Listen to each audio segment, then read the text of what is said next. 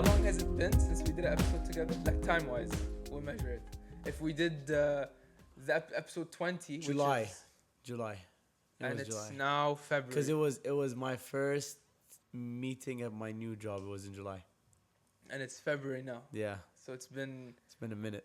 over half a year been a since we minute. actually sat down and did an episode together. Yeah. I've been back for over a month, but things have been so hectic that I genuinely have not had an hour to film podcasts like in a time where everything was like, because we need the house to be quiet, we need like daylight, we need like, so now finally February 12th, things are falling into place and I'm able to sit down. So is Zaid. We're actually getting this in the last possible day before we have to put out the episode. We've never come this close to to not getting it out on time. But alhamdulillah, at least now we're here and we're. The thing is, I don't even know if we're gonna be able to like be more like ahead of schedule coming forward. I feel like it's okay as long as we get the episode in and edited before every 2 weeks. It should be fine. Hopefully. Again, like just setting the targets and making sure we meet them and stuff like that. For sure. But yeah, without further ado, guys, welcome to episode number 4 of Through Deep Waters, season 2. We are. The king is back. Welcome back, my guest. The king is back. My guest on this podcast. He's back. He's the guest on the co-host. Guest. Actually, I'm the host and you're the co-host, if anything. Why? Why'd you say that? I don't know. I just want to feel big.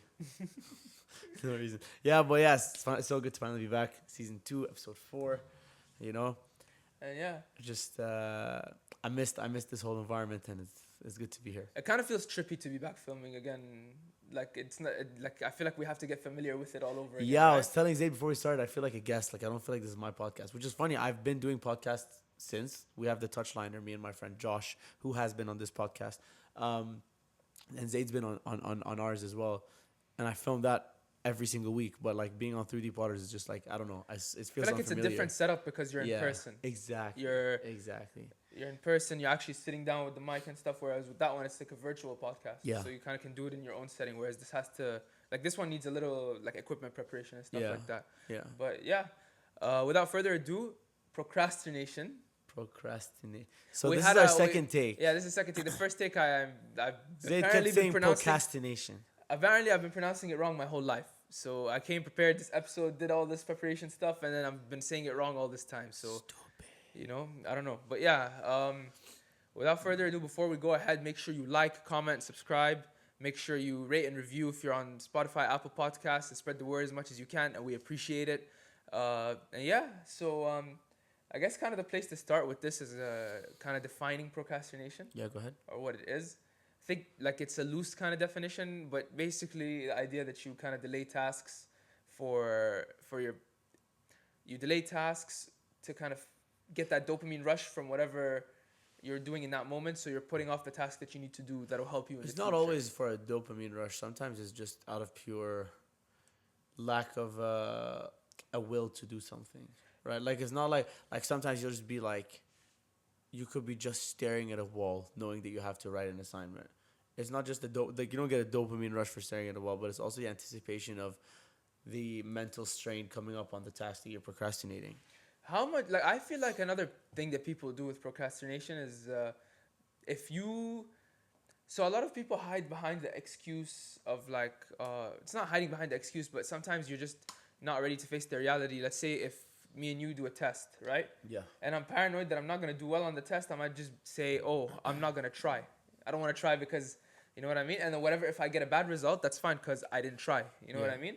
Whereas if I tried and I got a bad result, I feel like there's a lot of people that don't want to have to face that reality of trying and failing. So they don't try. So they just procrastinate and let it, put it off in that way. That's also something that people end up doing a lot. So, I guess that ties into a whole other thing where your failure to acknowledge the task in front of you and the possibility that you could fail, it kind of feeds into the idea that it's okay for me not to try because if I don't try, I don't ever have to prove myself, So shout out Chelsea, one of my fighters. I hope you're listening to this. She's working her way up to competing. Okay. And so this will be a good little reminder for the mindset. Mm-hmm. Yeah, for sure. So that definitely it applies to all aspects of life in that way. But yeah, I was reading up some stuff on procrastination in preparation for the episode, and there's a concept that I found really interesting that kind of explains procrastination in a different way. I've read this thing from a website called James Clear. I think I'll link it in the description, but it's basically something called time inconsistency, right? Which is the idea that your human brain tends to value immediate rewards, however they look, as opposed to your future, more highly than your future rewards. So, for example, the example of you staring at a wall, you kind of get that. If you have a task and you need to do that task, but you end up just staring at a wall, you kind of get the mental satisfaction of that you get to relax. You don't have to strain yourself, you don't have to exert, but then you don't, in that moment, you don't see the future goals of having that thing that you're striving for with the task that you're trying to do. So in the short term, in the immediate term, your present self values its present rewards more than the future rewards, and you get into kind of a thing between your present self and your future self. So where it's the conflict kind of comes in, where your future self is trying to push you to achieve those goals that it will benefit from in the future, but your present self is not able to see that far ahead. So it kind of it starts to get into a situation where you just kind of get lazy, or you don't do the future benefit tasks because your present self is not able to get a reward immediately. Your present self wants the reward in the present. You know what I mean? Let me ask you a question. Ask me. If I were to give you like a scale of 1 to 10, how high up would you say you are in the procrastination level? I feel like I'm pretty high, if I'm being honest. You procrastinate a lot? A lot, yeah, a lot. In what sense? Give me examples. My phone, like that dopamine rush of going on your phone, and Yeah. like you find the excuse for any reason to go on. I find the excuse for any reason to go on my phone, where if I'm working on something or if I'm trying to do a task or whatever, yeah, it's just there's like a puzzle game that I'm really really addicted to. I just one level, and then I don't pass that level in 5 tries. Just one more try. You know what I mean? And you end up wasting like 15 minutes because you're just playing this level where you actually had work to do. Or like, for example, trying to keep up with news and stuff on Twitter, and like, NBA and like basketball, football, all that type of stuff, or like any kind of world that you're in, and just having to keep up with that on the internet. And you kind of feel like you have to be instantly and continuously on it, because you feel like if you don't, then that means that you're going to miss something, or you know what I mean? Or it's like that curiosity that I always have to be checking for my phone, or I check for my friends, or I check for, you know what I mean? So it's that addiction to the smartphone, where it's like, I'm not able to see the future goals that I can achieve by working here. Maybe I line myself up for a promotion, or maybe I get a raise, or maybe, you know what I mean? But I'm on my phone because all the present self can see is, I need to know if this player is injured for the game, which is really like a meaningless type of, you know what I mean? Yeah. It's a meaningless type of news that's not going to impact my life in any type of way. So yeah, that's the biggest thing for me. Like, and how about you? I'd say I dropped down to like a nice 3. Think so? I think so. So because I have picked up many things in my life at the moment, with studies and work and all the volunteerings I do, and all of that, I figured that if I don't have a system, that everything is just going to collapse. I'm not much of like, or I am now, but I wasn't a productive person before. I wasn't like, if I have to do something, I'm going to do it right now. But now, like, since New Year's actually, I was like, if something takes less than 5 minutes, I'm doing it in the same second. Mm-hmm. Right? If it takes less than 5 minutes, there's no reason why I can't do it right now. Mm-hmm. Right? And I've really been under the practice of like, whatever. Okay, so I'm on my phone, right? I need to pray. It takes me 5 minutes to pray. Okay, so I'm just going to go pray, and then I can go back to being on my phone, no problem. Mm-hmm. That dopamine rush is not going anywhere. It's just going to be there 5 minutes later, right? Now, that prayer is for a long-term benefit, right? That's the way that I deal with my procrastinations. And another thing is I schedule everything in life. Like, I'll show the camera my Google Calendar. Yeah, that was the biggest like change in your life, where you... That's what my weeks look like, right? And even like, so for example, last week, I took the fighters to Brampton, me and my boss, because we had a tournament. Yeah, congrats on that, by the way. Your fighters got a lot of gold, silver, and bronze medals. Thank you. In that 4-day span, I had put everything in my Google Calendar. Like 7 a.m., wake up. 7:15, go to the weigh-ins.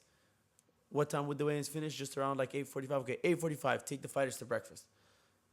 10, go back to the hotel. Rest period between 10 and 11:30. 11:30, get in the car, go to the venue. Venue session ends at 5. 5, and it's like all reminders on my phone. 5, go back to the hotel or go for lunch or whatever like we had scheduled for the day. Schedule everything in my life. And how do you feel having that in front of you? All your tasks that you need to do in front of you on a scheduled basis. How's that helped you? It forces me to do them because, like, I'm the kind of person that if someone tells me like, hey, this needs to be done right now, and I don't do it, I'm gonna feel disappointed in myself. But here's the flip side on that. What if, like, I can see myself missing one or two and then just think, screw it. I've already missed one or two. That also depends on your willpower as a person as well. Like because for example, and this is why I'm very grateful that I never took a co-op or that I still don't work full time anywhere. Excuse me, because I have so many things on my plate, I can't afford to miss one or two things. Like if I have like 18 things that I need to do for work and I do 17, that's fine because I did 17 things for work. But it's like if I have 12 things to do in my day, 2 of them are work, 2 of them are for the Arab Association, 2 of them are for studies, 2 of them are for my other job. If I miss one, I'm missing half of my, you know what I mean? I can't miss anything. That's why actually right now I'm really, really stressed out. I double booked my sessions. I'm gonna fix that right now. I double booked my sessions for Monday and I just realized that I can't do it. So yeah, that's kind of another thing where you're able to visualize your bookings and your tasks and stuff, so you don't end up double booking them in that way. So that's another thing that benefits you with. But I think the main thing that you've done is that you've delayed the gratification you get from procrastinating, and you've put in perspective the future goals that you have to achieve or that you're working towards and the tasks that you have to complete to achieve those goals, right? Yeah. I think your present self has shifted the thinking onto its future, right? To your future self. So where for example, if you go and train these fighters, you're going to be in a good position to be in a better standing in the gym that you're working in, or you're going to be in a better position to get these fighters prepared for the next competition. So those future goals are in your mind and you keep them in focus, and you have broken it down into small tasks, right? To be able to achieve those future goals. I also I don't know if this links to procrastination, but I also put life into phases now. What do you mean? For example, I mentioned Chelsea, so we'll talk about Chelsea. Okay. Chelsea, I hope you're watching this. So I put her training regime into phases. And that's what helps me better prepare her and better like time the level of work that I give her, right? So like I know that I want her fighting by X date, which means that between like the month before that we're going like crazy hard work. That's where I need to be like mentally locked in as well. And then like the 3 months before that we're doing like mental work, right? So I'm focusing less on the technical, more on her mind. And then like the month before, this is not like fully accurate. And then like the month before that, we're getting her in physical shape, ready to compete. Something along those lines. I also do that for like all of life now. For example, I will graduate, hopefully, inshallah, in December. By December, if I don't have the next year of my life figured out, I'm going to be like really, really upset. Because I've done things and I've put things in place for me to be able to set up the next year of my life before it starts. But I feel like that's such an unhealthy way to think. Not really, because I'm also flexible on the so this is one thing I heard. My boss said this to me. He said, be firm on your targets, be flexible on your timelines. That's a really good point. So if my target, for example, is when I graduate, I want this job. That's the job I want. But if I graduate and I have to wait 2 months for it, I understand. But that's the job I want. You keep working towards it. I'm not gonna stop until I get that job. That's every single time that you put, like if I'm like, oh, let me just train this guy tomorrow. I don't want to do it today. I'm tired. I'm pushing that goal from being reached by a day.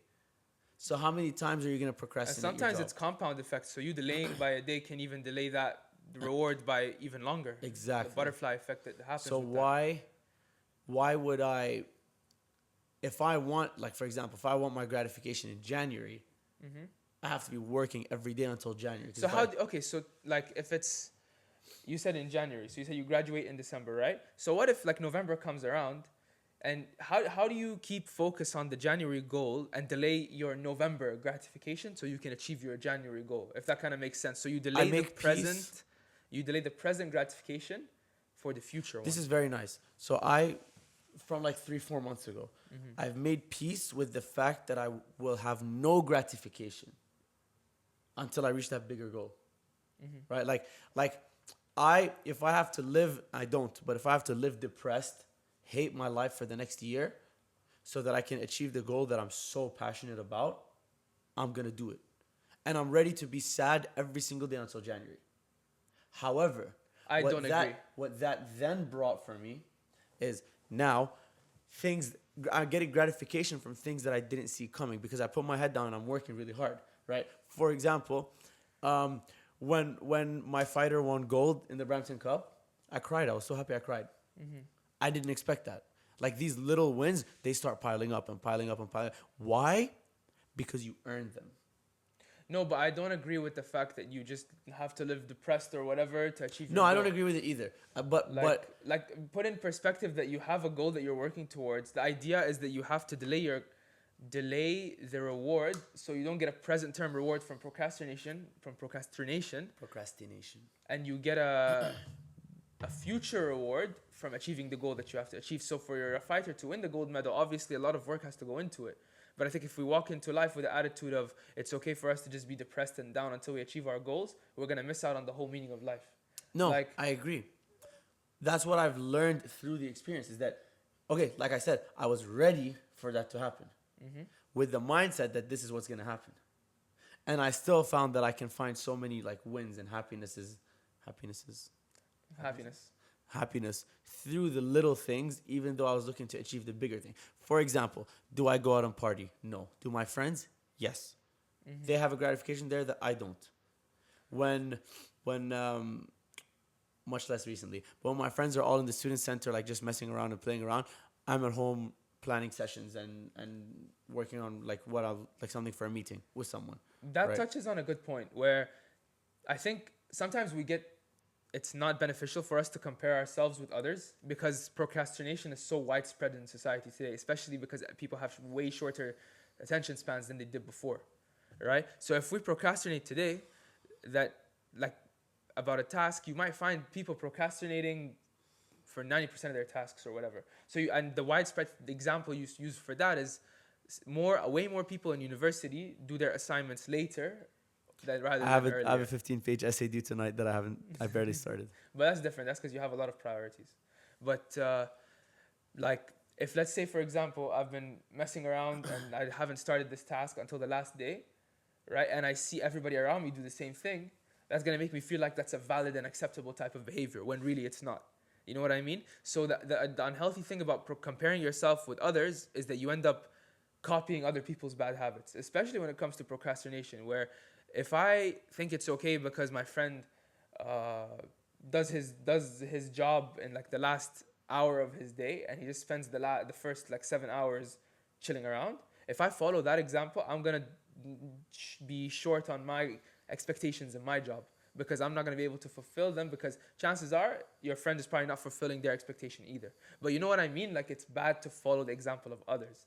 Yeah. And I think the biggest thing with that comes into that is people are not, like there is a widespread thing in our society where people are not able to think in their future self.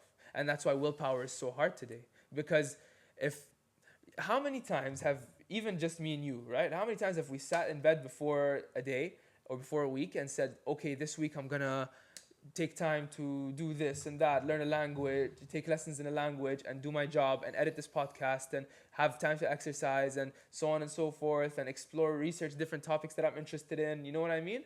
But then when you're about to sleep, you have all that planned out and you're so motivated to do it and you want to achieve it, but then when you wake up the next day and it's time for action, and it's time for you actually to take those steps, that disappears. Because the long-term rewards from it seem so far away. Like, man, is it really going to be is it going to affect me that bad if I don't finish this essay like in this hour, if I don't start it in this hour and I start it in the next? The deadline's the same. I'm going to get it in at some point before the deadline. You know what I mean? And you end up procrastinating and delaying it and delaying it and delaying it to the point where you have to squeeze it in at a time where, like, let's say, for example, if you have a 15-page essay, to use your example, and you have to do it in 1 hour, the standard of that essay is going to be way less than if you had done it over the course of the week. You know what I mean? So that's the trap with I procrastination. hope my mom's not watching. She probably is. Yeah. But that's kind of the biggest thing, that your future self, it's so hard for us nowadays to see our future selves. It's so, I feel this a lot with my weight loss. You know what I mean? Or when I was trying to lose weight way back when. So when I was when I didn't like the way that my body looked, it felt so impossible, so far away for me to change it. So I said, you know what? I'll start my diet tomorrow. I have another bag of chips and eat like KFC or whatever. You know what I mean? So I've just delayed it because it seems so unattainable and so far away. Yeah. Whereas if I had started putting that work in 3-4 months ago, I would be seeing so much results now. So it's that level of thinking where we're not able to see our future selves anymore. And that's the biggest trap that you can fall into. Yeah. It's it's when it's time for action, you have to find a way to move your future rewards that you see into the present, right? So when you get into the present mindset, you're thinking that, oh, this immediate change that I can make right now is actually quite beneficial for me down the line. And you're able to see how that works. And I think once you start doing it, once you do it for one thing, or like, let's say you conquer one mountain. So for me, for example, I've achieved, thank God, my weight loss goal in that initial stage. So I'm able to envision it again. So I have gained weight again after. And when I gain weight, I don't panic as much. So I'm like, okay, I've gained it before and I've lost it. I can now lose it again. I've demonstrated that my future self, I can see them, and I can see the goals that I've set for myself in that way, right? So that's kind of the biggest thing, where you have to just instill that in your mind, that when you're not able to see it, you have to envision it somehow. You know what I mean? Yeah. Even when you were fighting in the Brampton Cup, or when your fighters were fighting in the Brampton Cup, you had to envision when they were in training and when they were sweating, when everyone was tired and exhausted and there was tension and it was like everybody was kind of on edge. You had to envision the medals. You had to envision the successes and the victories. And that's a big deal for you taking action in the present, I would say. Yeah. And there's also the flip side. So I feel like I went on here, but I want to make one more point as well. Yeah. There's also the flip side of it, right? Where let's say, for example, again, using the essay example, if we put off the essay till the last minute, right, we haven't felt any consequences from putting it off until that last minute, that last day, right? Yeah. But then in that last day, you get the flip side of the anxiety that suddenly starts coming in, where I haven't done my essay, and if I don't get it done right now, there's going to be consequences tomorrow, because tomorrow I have to hand it in, right? So when that happens, you have to start thinking, or you end up taking action. So you end up starting the essay because you're in an immediate time crunch. And then at the point before you start your essay, your anxiety is at an all-time high, right? And as you start working on the essay, you start kind of putting more and more into it and achieving more and more. So the anxiety starts going down and down and down, because you're actually putting more product into the document or into whatever you're doing, right? Yeah. That's a testament. And then by the end of you writing the essay, once you finished it, proofread it and everything, there's no anxiety because it's done before the deadline, right? As you get more product, or as you get more tasks done, and the more progress you make, the lower your anxiety becomes, right? Because then you've put more out there, you've done more stuff, so you feel like you're closer to achieving your task. So you start feeling more confident that you can achieve your task, right? And then by the end of the task, once I've done the essay, once I've proofread it, once I've talked about all the points that I need to address, it looks good, it's ready to submit, there's no anxiety, because I did it before the deadline, right? And then in that same thought, in that same way, you have people who, for example, you get a task that's like, whenever you have to do it, right? And you end up thinking, you feel anxious, where you don't know if you can achieve it. So you end up going on your phone to delay that, having to face that. But even when you're on your phone, that anxiety is still in the back of your mind, right? You still have to think about, man, I have to get off my phone at some point and do this. You're not really enjoying your time. Do you understand? Yeah. It's still looming out there somewhere. Agreed. So the lesson from that is that if you start taking action, if you start doing stuff to achieve your goal, no matter how small it is, right? Then a task gets easier. So for me, for example, if I have to write a report at my work and I end up feeling like, man, I don't want to write it, I just go on my phone for 5 minutes, right? And that procrastinates and wastes time. I end up breaking the report down into small sections. Okay, let me at least get the this section in. Let me do the background research very quickly. I don't have to write anything down, but I just want to do the background research into the planning legislation or whatever that I have to do. Okay, that's done. Now the next task becomes more achievable. I have done the research, I just have to talk about it. You know what I mean? So I start talking about that. Okay, true. Now I have to talk about the supporting documents about this study. You know what I mean? Or about the report or whatever I'm trying to do. So then it comes together and you start feeling less and less anxious to the point where the report's complete, I hand it off to my boss. Yeah. You know what I mean? So in that way, action is so important. So important. You know? And yeah, that's just one point that I wanted to get across in that way. I keep saying in that way a lot. But Yeah. so that's one of the strategies that I think about. Like as soon as I get started on something, it gets better. Other strategies for procrastination that I use is, and you can let me know your thoughts, right? Making rewards for immediate tasks. Yeah. Right? So some people break that down. For me, what that kind of looks like sometimes is if I work really, really hard for 20 minutes and I do good and I do the task justice and I've focused on it, I take a 5-minute break. Like, okay, it's okay for me to go on my phone for the next 5 minutes because I worked hard for the 20. You know what I mean?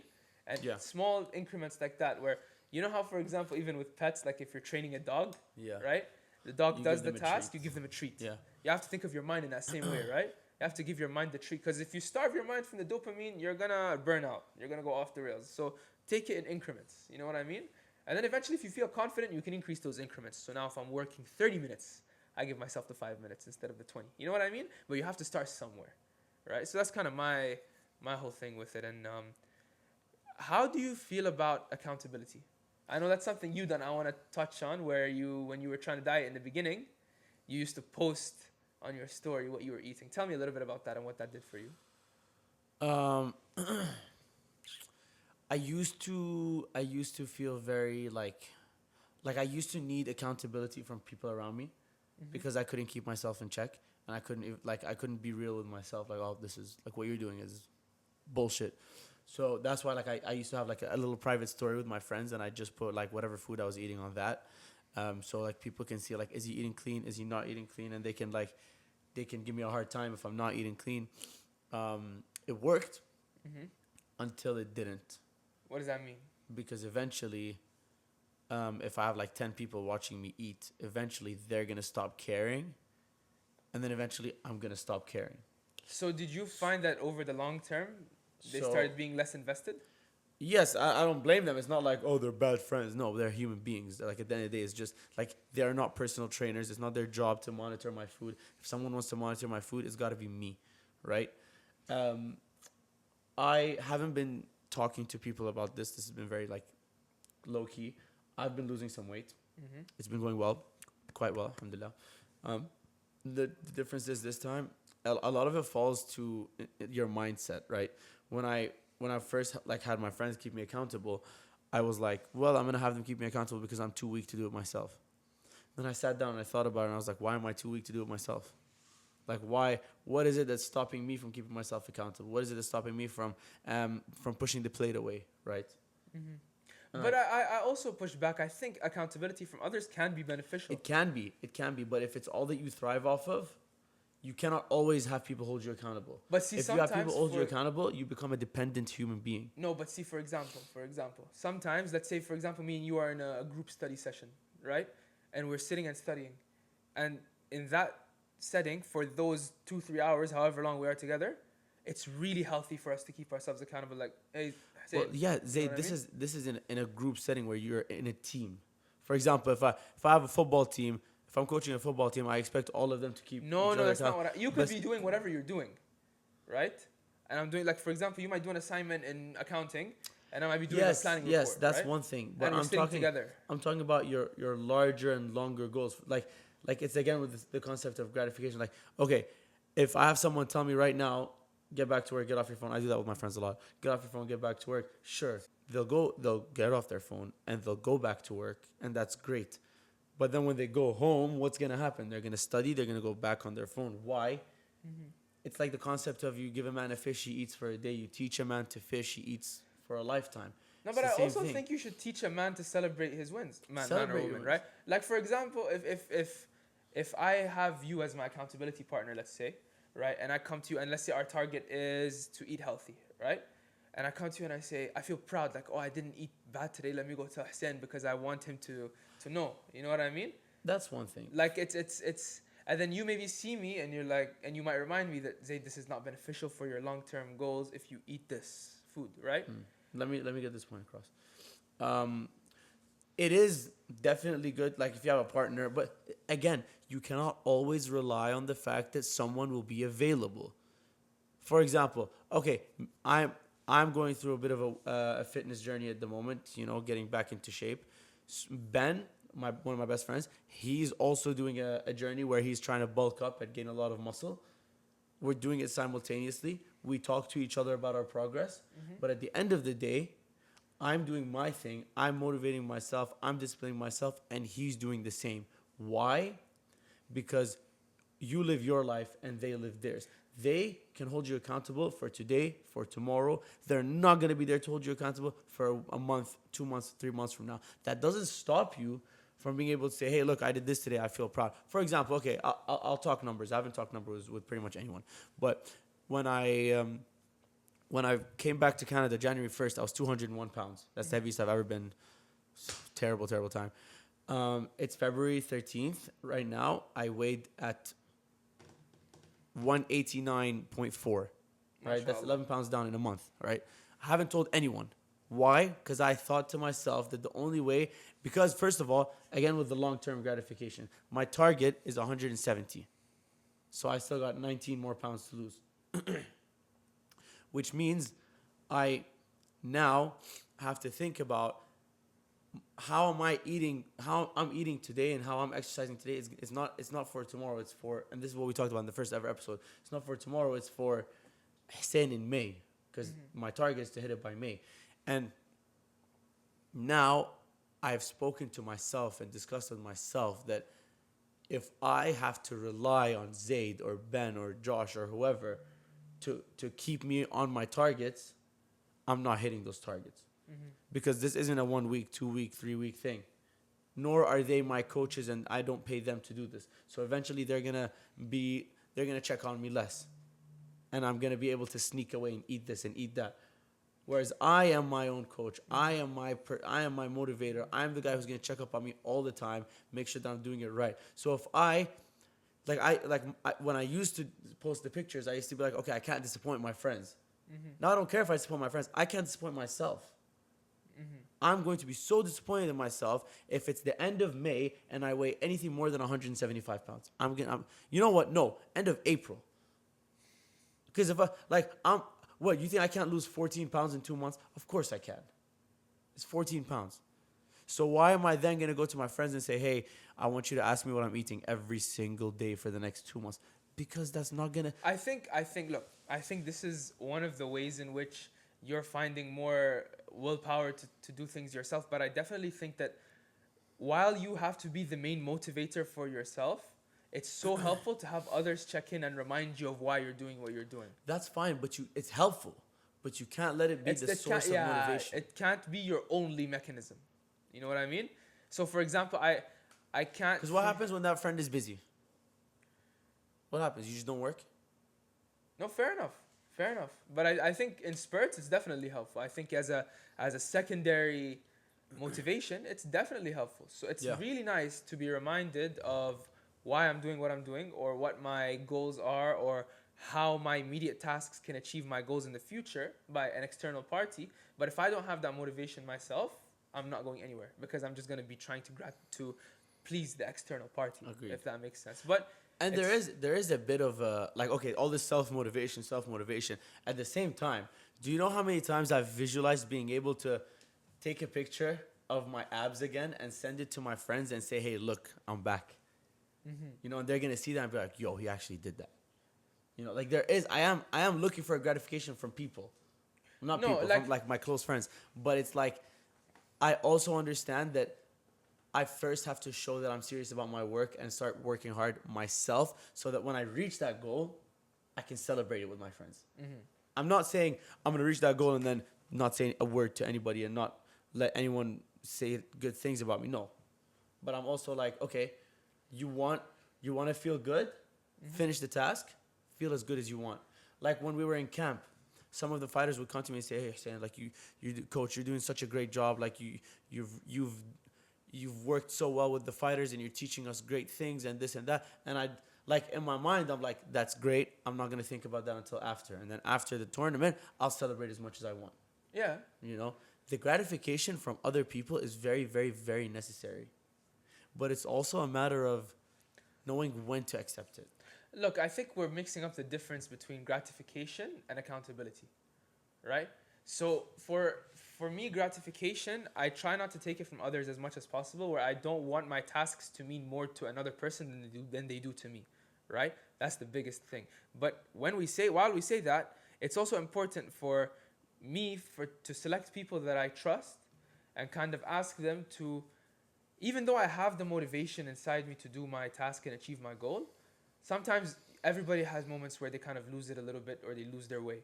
And in those moments, I really appreciate having someone to remind me, like, hey, just remember what you're doing this for. Hey, just make sure you keep in perspective what your objective is. Yeah. You know what I mean? In a moment where, let's say I'm working and you see me on my phone, Zaid, just remember what you're doing this for. You know what I mean? Why you're here, why you're working, why you're trying to achieve this task. And that's huge because human beings are not perfect. We're flawed and we're going to end up falling to our flaws at some point or another. So that's kind of the community effort where if I see somebody I trust and have that understanding with fall from their goal or from the progress that they're making, I just nudge them a little bit. You know what I mean? Like, hey, remember, you know what I mean? That's where it comes in for me. And that's where I'm saying accountability, I think it's really, really useful. To pivot away from accountability, how do you feel about people who play tricks on their mind to make themselves want to work more? So, for example, what that means is if I have to do a task that I don't particularly like doing in the present, I double it with something that I enjoy doing. So I'll only listen to the podcast I really, really enjoy, or listen to the music I really, really like while I'm working out or exercising, to make it a little more bearable for me to exercise and tell myself that I have that music to look forward to or that podcast to look forward to. Same way when you do stuff that you don't like. So you have consequences when you procrastinate, right? So for example, thinking I have an hour session, or let's say, for example, I think in a longer term it works better where let's say I have a diet, right? And every time I have a cheat meal or I cheat from my diet, here's $5, I'm putting it for charity. It's not a bad thing, and you're gonna miss some meals, but it keeps you a little bit accountable to where like I have to think about it, like, oh, can I afford to let go of this $5? You know what I mean? Yeah. How do you feel about that type of reward stuff? I'm with it. I like it a lot. I think that's, first of all, like the $5 thing. That is the best form of accountability that somebody can have. I have nothing against someone like playing a trick on their mind, because the mind is a very, very, very powerful motivator, demotivator, and it has so much sway. Well, it has all the sway over what a human being does. So to be able to manipulate your mind into making you do X, Y, Z, if anything, it's a very, very valuable skill to have. Mm-hmm. If you have that skill and you can employ it, then there's no reason not to, in my opinion. 100%. So that's kind of, yeah. And then obviously breaking things down to smaller increments. So for example, if I have a report to do, I do one section, right? And then I do another section, reward between those two sections, for example. Or if you have a long-term weight loss goal, every pound you lose is a little reward or something like that, to break it down into smaller increments so you get that continuous reward, and then before you know it, you're a certain distance into your goal. It's a good there's a lot of solutions that you could do for these things, and I think one of the more unique ones that I read about in preparation to this episode is something called visual cues. Okay. It's kind of self-explanatory when you talk about it, where let's say, for example, you have your weight loss goal. You set up like a bar chart in your room with all the pounds that you need to lose until you get to your goal. And every time you lose 1 pound, you fill in your bar chart a little bit. So your bar keeps going and going and going and going until you're so close to your goal. I might actually do that. It's such a nice idea, right? For a visual aid to your goal. It kind of works like a vision board. You know how people have vision boards nowadays? So when you have a vision board, you kind of see your goals every day in front of you. So you try to find that motivation to work towards them again. This is something similar, but you end up like seeing your progress in real time, right? Yeah. And it's better for long-term stuff rather than short-term stuff because it ends up keeping you grounded every time you look at it over a long period of time and you're slowly able to fill it in. That's definitely going to be something that I'm going to want to try. Yeah. You know, and yeah, I think yeah, as I said, it's tough to handle your procrastination, and it's hard to be able to fight it. But I think there's so many strategies now, and I think the trap is don't compare yourself with others because it's widespread today. So what other people might be doing is not necessarily what the most beneficial thing for you to do is. Yeah. Right. For sure. So yeah, and then with that being said, let's get into the final thoughts on the episode. Any final words of advice? Anything you'd like to say to the listener, the viewer, anything that came to mind from this episode that you want to relay? The mind is 1,000 times more powerful than you think it is. Not you, like the general you. If there's something that you're in your mind like, oh, I can't do this, I won't be able to do this, it's not because you're weak-minded, but there's a lack of will. There's a lack of serious intent. And when you have that lack of serious intent, for whatever reasons, I'm not saying it's like, again, it's not because you're weak. Maybe something is happening in your life. Maybe you're going through something. Maybe you're just lazy. There's a whole multitude of reasons for why somebody doesn't do something, why someone puts something off. But the point, like, it all breaks down into the same thing. There's no serious intent into doing it. When you put your mind, like, people are like, oh, this guy, he could do anything he puts his mind to. Anyone can do anything they put their mind to. It's just a matter of actually getting yourself to put your mind to it. I rephrase that. I think it's not about... So when we accomplish tasks, let's say, for example, you have done something that I admire and I want to do it, right? To you, it feels like, oh, serious intent will get it done. I just have to be intentional about what I'm doing, right? Yeah. But to me, somebody who has never done that before, it just feels different. It doesn't feel achievable for me. Yeah. You know what I mean?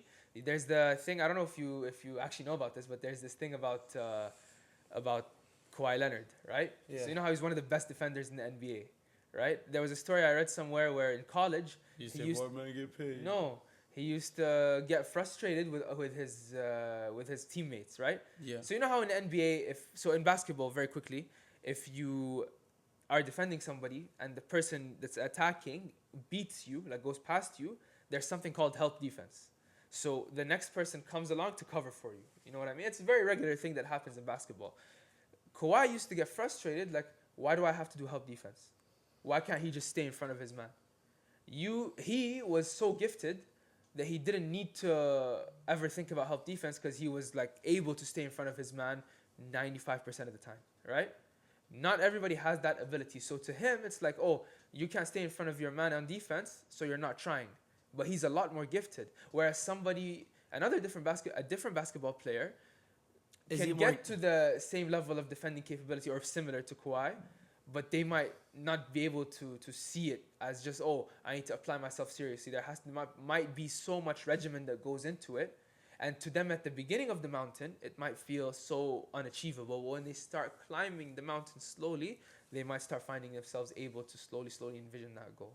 So that's where I don't think serious intent is the right word. I think it's being able to perceive the task in front of you. I don't know. What do you think? I still believe what I believe, but I respect your opinion as well. Fair enough. I just think I think there's nothing within like the limits of physics that a human being can't achieve as a person. And I'm learning this more and more every day as I become more productive, as I become more hardworking. There's nothing that we can't achieve. Dude, I've had 2 surgeries on my knee in the last 2 years. Mm-hmm. I still want to fight before the end of the year. Do you think that's easy? Of course not. I don't even visualize myself being able to spar ever again. But my intent is so serious that I know for a fact if I stick with the steps of my recovery program, I know for a fact that it's a real possibility. I can do it. I can achieve it. I can fight and win and inspire people through it. I know that I can do that. So do I have to be like specifically gifted to be able to do it? No, I just have to make sure that I trust my recovery process. And when I'm back to full health, that I work hard enough to be able to get in the ring and fight and win. But do you see what you did there? What? You just took your big goal and you broke it down. There's nothing wrong with breaking a goal down. No, but what I'm saying is you elevated yourself mentally to try to achieve the big goal.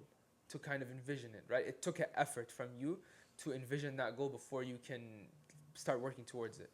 And I'm saying not everybody is able to find that mechanism in their mind. So I think the first thing you have to do. No, I think people are able to find that mechanism in their mind. I think some people have to search harder than others. Yeah, but I'm saying if you don't know how to search, if you don't know where to search, as humans, it's so easy for us to fall back into our habits.